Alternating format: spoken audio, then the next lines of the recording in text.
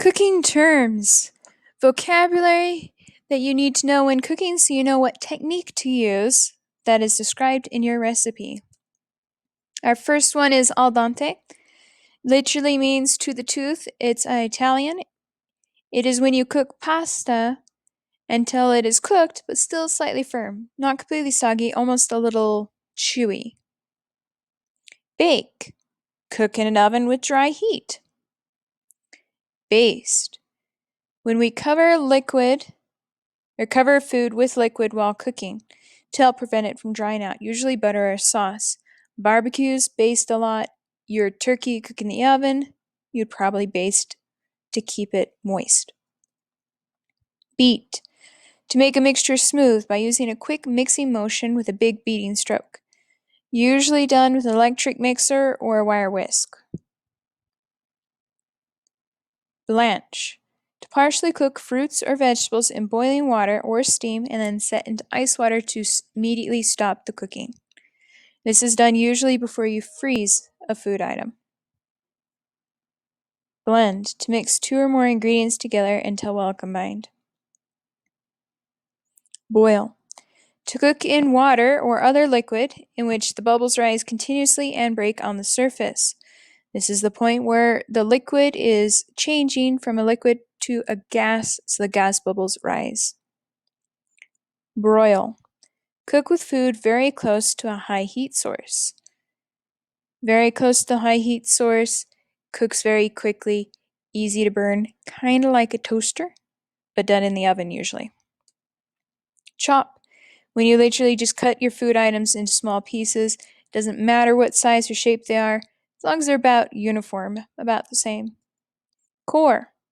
To remove the center, you can use a coring tool or just a normal paring knife, depending on what you're doing and what equipment you have.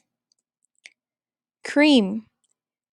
Cream is literally a process where you take sugar and fat. Fat could be butter, it could be shortening, it could be lard. And you're going to mix those together until they're soft, fluffy, or creamy. The sugar dissolves into that fat, and that's what makes it soft and smooth. This is the number one step for any cookies if you want them to turn out really nice. Cut in. Similar to cream, but we're taking fat or butter, shortening or lard, and we're cutting it into flour. You can use 2 knives, or you can use this equipment piece, a pastry blender, and you're just going to chop up your butter into small pieces and flour is going to coat it. Flour will not dissolve into our butter, so you're going to end up with a pebbly kind of mixture in the end. This is what allows you to have really flaky pie crust. Fold. Fold is a very gentle stirring. Usually you have something really fluffy like whipped cream and you're trying to mix it in with something else and you want it to stay fluffy without knocking out those air bubbles. So you're going to gently use a rubber scraper to scoop along the sides of the bowl and come up through the middle to slowly mix the batter around your whipped cream or other fluffy stuff to not knock out the bubbles but still have it mixed together. Grate. Slice food into thin or small pieces by rubbing on a surface with sharp projections. Grease. Lightly cover a pan or baking sheet with butter or oil so that your food will not stick to it. You'll be able to remove it later. Julienne. Very specific type of cutting. It's when you're going to cut the food into thin matchstick-like sticks that are about 2 inches long, about a 1/4 inch usually, in diameter and are very, very uniform. Knead. Work dough with the heel of your hands. You're going to press and fold until it's smooth and elastic. In bread, there's this thing called gluten that if you stretch and pull, it becomes very elasticy, which then allows it to act kind of like a balloon, so that when yeast gives off gases, it will catch that air and that allows your bread to rise. Mince. To cut into very small pieces. Basically as small as you can get them. Pare. To remove the peel with a knife or tool.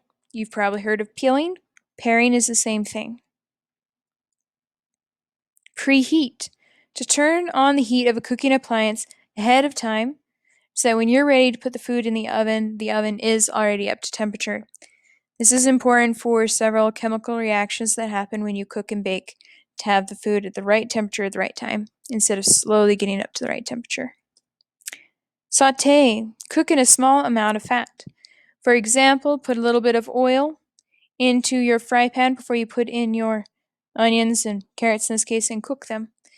That small amount of oil will allow heat transfer the pan to the vegetables a little bit more evenly. But note, it's going to be on a high temperature, so you're going to want to keep stirring it and moving it so that it doesn't burn. Score. Cut narrow grooves or slits partway through the surface, either to tenderize it or form a decorative pattern. In this case, it's a way to cut the avocado into cubes that then can be eaten. You might score the top of a loaf of bread so you get these lines in it when it is done cooking. Or you might score some meat to tenderize it and make it a little bit softer. Sear. To brown a food, usually meat, quickly on all sides using high heat. So I'd have a really hot pan, I'd put it in and it would sear or cook all this edge so that when I cook it later, all the juices are trapped inside because the outside's been sealed off. Simmer. To cook food just below the boiling point. You reduce the heat below boiling and allow it to continue to cook. Bubbles will burst usually before they reach the surface. You can see them, but they're not breaking on the surface and rolling. Steam. When you cook using the vapors that come off of boiling water. Usually your fruits and vegetables, whatever you're cooking, is in a tray above your boiling water, so it's not actually immersed in the water, and only the steam cooks it. So make sure you leave a lid on to keep the steam in. Stir. To mix using a circular motion, going around and around until the food is well mixed or well blended together. Whip. Beat a liquid quickly to add air and increase volume. Cream is like milk, but if you whip it, it becomes fluffy, and actually you can stack it. Think about the swirl of whipped topping you like to put on pancakes or waffles. You can also do it with eggs. The intent and purpose of whipping is to add air and increase the volume. Egg whites actually turn thick and white and can also stack up tall when they have been whipped. Here are some basic cooking terms that will allow you to understand what technique your recipe is calling for so that you can use the proper technique and end up with a better quality food product in the end.